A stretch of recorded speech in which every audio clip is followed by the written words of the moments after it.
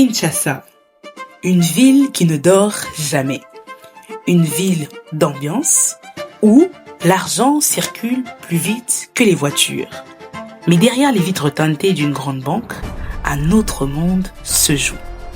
Des comptes invisibles, des sociétés sans adresse et des millions de dollars qui disparaissent dans le silence. Personne, mais personne ne voit rien.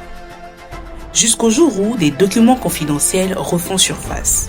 Ces documents révèlent un système construit à l'ombre du pouvoir. Aujourd'hui, je vais vous raconter comment un homme a bâti un système de vol, d'arnaque et de fraude. Bienvenue dans le budget noir. Le banquier de l'ombre. Son nom, c'est Francis Sélémani. Il est le demi-frère de l'ancien président Joseph Kabila. Officiellement, il dirige la BGFI Bank RDC, l'une des plus puissantes du pays. Officieusement, il contrôle les flux d'argent les plus sensibles du pays, une banque présidentielle sans véritable contrôle. Dans ses mains, la passerelle entre l'État, les entreprises publiques et les comptes privés du pouvoir. C'est à ce moment que tout commence. Des simples transferts qui, malheureusement, deviendront des millions évaporés. La société fantôme. Sur le papier, Sud Oil est une simple société sans histoire. Mais en réalité, c'est une pompe à argent. En fait, entre 2015 et 2018, elle reçoit plus de 85 millions de dollars. L'argent vient de partout, de la Banque centrale, de la GECAMINE, même de la commission électorale.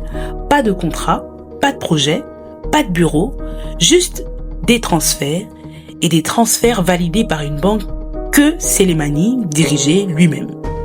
Un circuit fermé, un système où l'argent public disparaît et cela sans laisser de traces.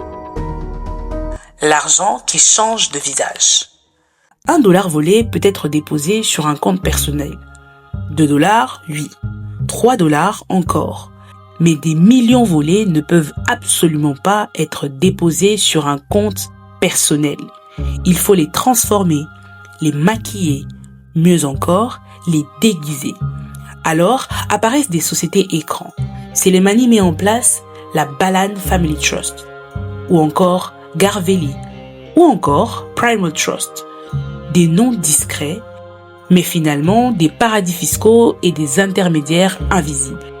Et soudain, les virements changent de visage. Les libellés sont falsifiés et les millions prennent la route du luxe. Destination Washington, Johannesburg, bref, les grandes villes. Là où les villas se payent en cash et sans question. 4 propriétés dans le Maryland, la banlieue chic de Washington. 16 villas et appartements en Afrique du Sud avec piscine, cours de tennis, sécurité H24. Bref, une valeur de près de 8 millions de dollars, tout payé comptant, pas un seul prêt, pas une seule trace bancaire visible, un empire immobilier bâti dans l'ombre. La révélation. Pendant des années, personne ne dit rien. Tout le monde se tait à cause de la relation de Sélémani avec l'ancien président. Jusqu'en 2021, une fuite sans précédent éclate. Congo Hold Up. Des millions de documents bancaires sont analysés par un consortium international de journalistes. En fait, derrière les lignes Excel et les relevés de comptes, ça semble un puzzle. Les villas, les sociétés, les transferts, les preuves sortent enfin de l'ombre. Et un rapport signé de Century met des noms, des chiffres, des adresses et même des personnalités qui étaient déjà soupçonnées. Ils l'ont appelé le système Sélémani.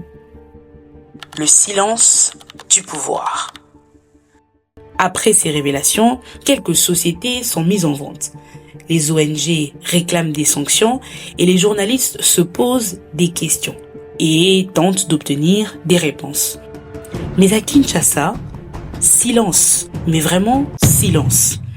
Aucune poursuite, aucun procès, le clan Sélémani reste le même, il reste en place.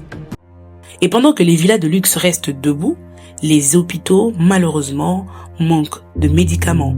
Les écoles manquent de bancs, de matériel.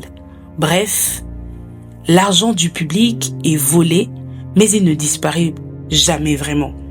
Il change de forme, il devient des murs, des clôtures, des piscines.